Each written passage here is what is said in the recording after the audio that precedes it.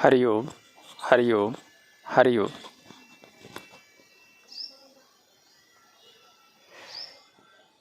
सबसे पहले तो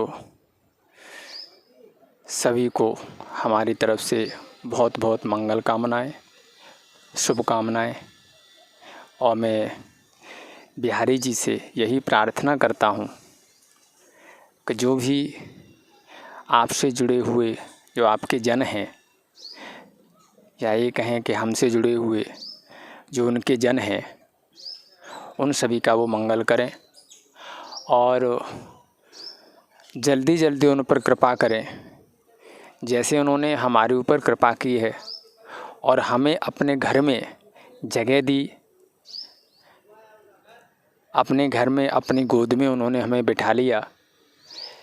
मैं यही इच्छा करता हूँ कि जो भी हमसे जुड़े हुए हैं उन सभी पर भी बिहारी जी कृपा करें और उनको भी अपने चरणों में कुछ काल के लिए, कुछ क्षण के लिए, कुछ घंटों के लिए, कुछ दिनों के लिए, कुछ महीनों के लिए यहाँ बुलाएं, क्योंकि इसमें कोई शक नहीं कि जिस पर उनकी कृपा होगी वही यहाँ पर आ पाएंगे, नहीं तो जीव अपने आप जगत से निकल नहीं सकता। अभी अभी गुरु पूर्णिमा का पर्व निकल कर के गया है, तो उसके उपलक्ष्य में मैं दो चार संकेत आप लोगों को करना चाह रहा हूँ।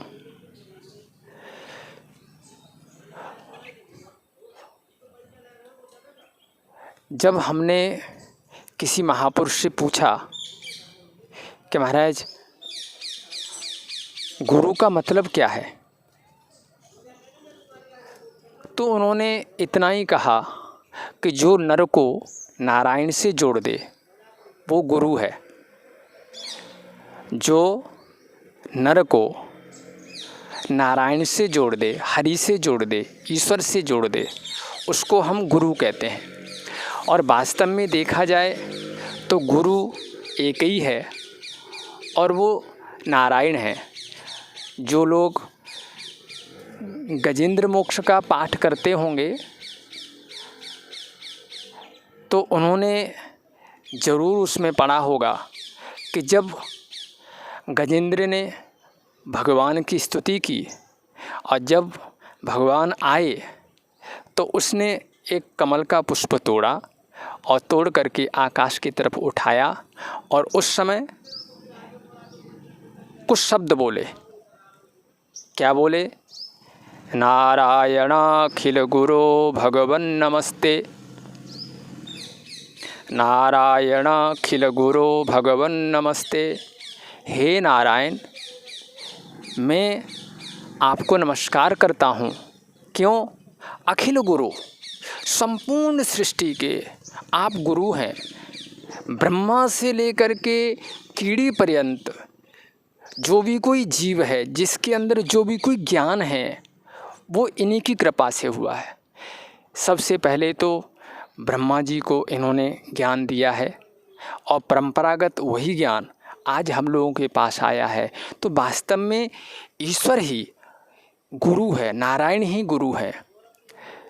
लेकिन वो या तो स्वयं या कई बार जो उनके परिकर होते हैं, जो उनके निजी जन होते हैं, उनको इस जगत में भेजते हैं और उनसे यही कहते हैं कि जीव को हमारे बारे में कुछ बताओ।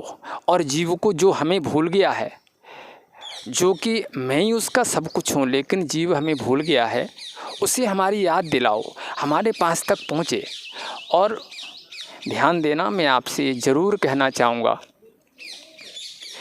कि हमारा इतना ही उद्देश्य है कि मैं आप लोगों का परिचय नारायण के साथ करा दूं और बीच में से हट जाऊं। एक प्रसंग आता है रामचरितमानस में कि जिस समय भगवान राम जनकपुर में गए थे तो गुरुदेव ने उनको पुष्प वाटिका में पुष्प चुनने के लिए भेजा। राम और लक्ष्मण दोनों गए। ध्यान देना, वहाँ गए, उधर से जानकी जी जगदम्बिका की पूजा करने के लिए आई हुई थी। तो एक सखी, कोई जानकी जी की सखी, उस बगीचे में घूम रही थी और उसने जब भगवान राम को देखा तो वो दौड़ करके गई और जानकी जी से कहा कि देखो देखो कौन आया है, चलिए हम आपको मिलाते हैं। और वो जानकी जी को लेकर के आई, राम के सामने खड़ा कर दिया।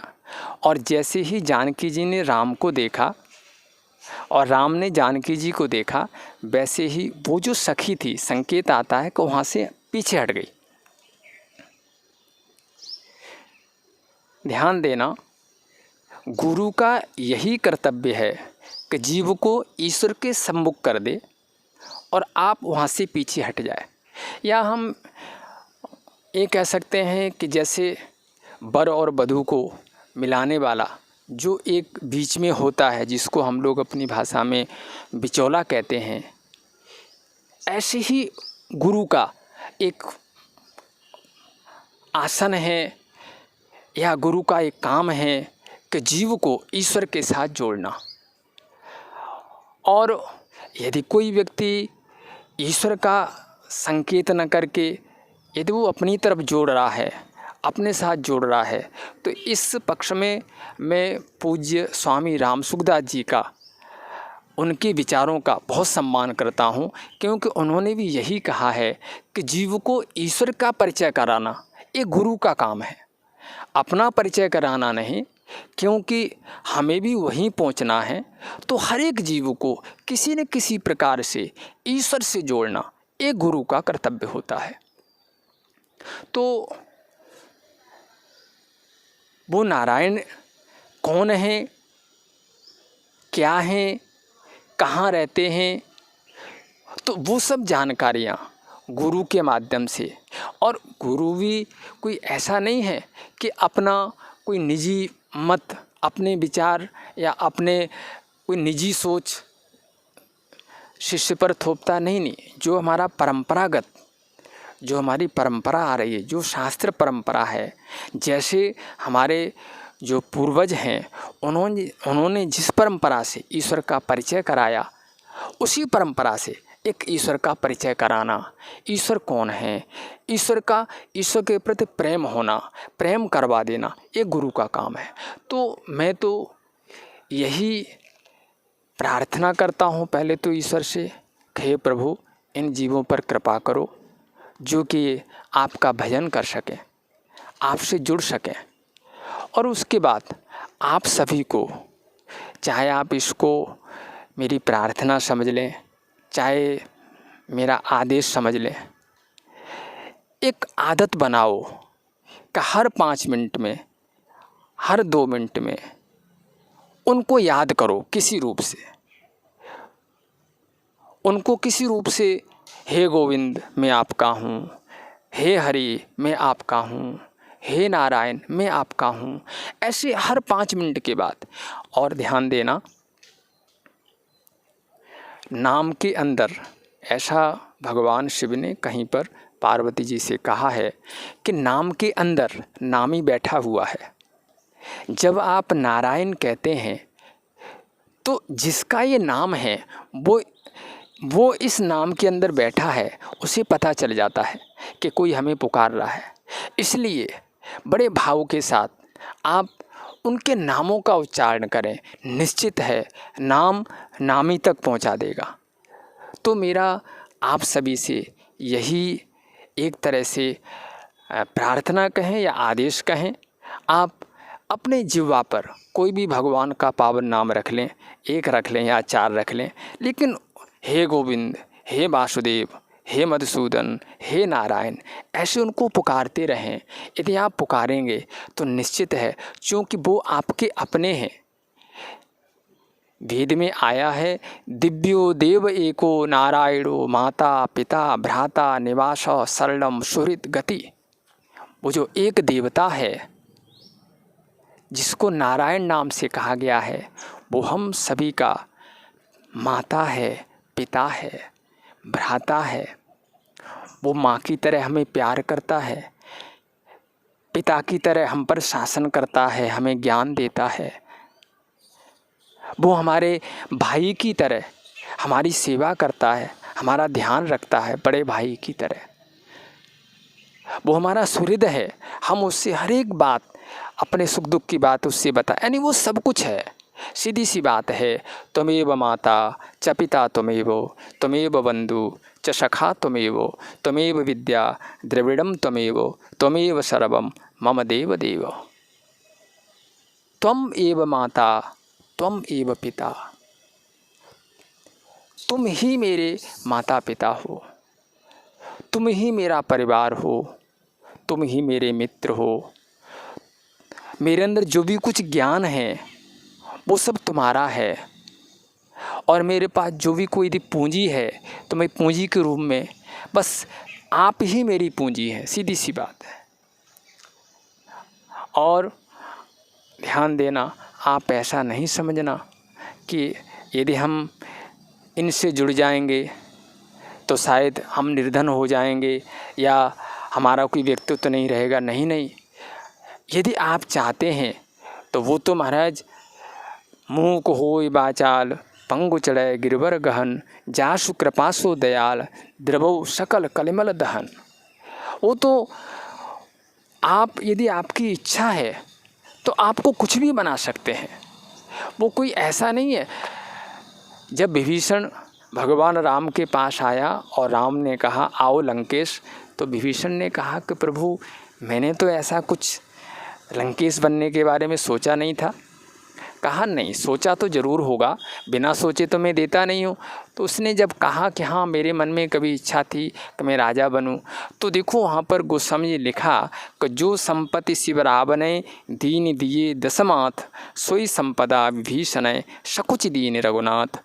जिस संपत्ति को रावण ने 10 सिर काट करके चढ़ाने से पाई थी, वो संपत्ति नारायण ने, भगवान राम ने संकोच कि मैं आपको कुछ दे नहीं रहा हूँ, इतनी मेरी कोई खास बात नहीं, जितना तुम्हारा त्याग है उस हिसाब से मैंने आपको कुछ नहीं दिया, ऐसा सोच करके उनको वो लंका का अधिपति बना दिया। तो ऐसी बात नहीं है, आप यदि इनके बन जाओगे तो आपसे बहुत प्यार करेंगे, आपको सब कुछ देंगे। इसलिए मेरा गुरु पूर्णिमा के पर्व पर आपसे यही कहना है कि ईश्वर के प्रति आपकी आस्था हो, ईश्वर में आपकी श्रद्धा हो, ईश्वर पर आपका दृढ़ विश्वास हो, और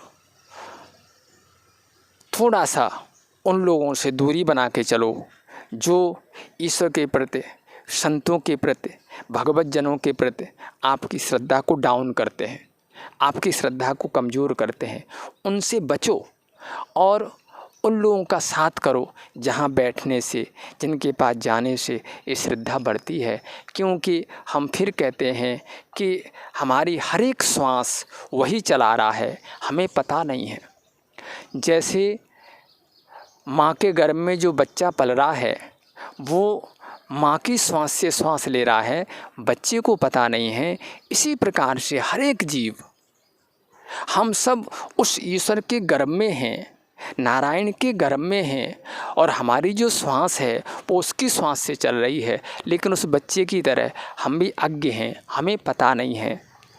और गुरु यही करता है कि जो वास्तविकता है उससे आपको अवगत कराता है, आपको बताता है कि वास्तव में आपकी धड़कन न तो आप खुद चला रही हो, न कोई दूसरा व्यक्ति चला रहा है, वही चला रहा है। जो चला रहा है उसका नाम नारायण है, उसे नारायण कहते हैं, उसे ईश्वर कहते हैं, उसे भगवान कहते हैं।